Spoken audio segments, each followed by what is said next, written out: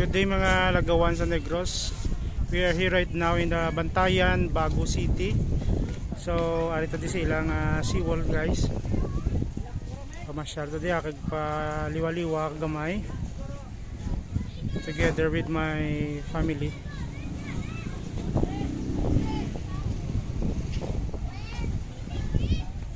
Subong guys damo di ka kalagto guys no.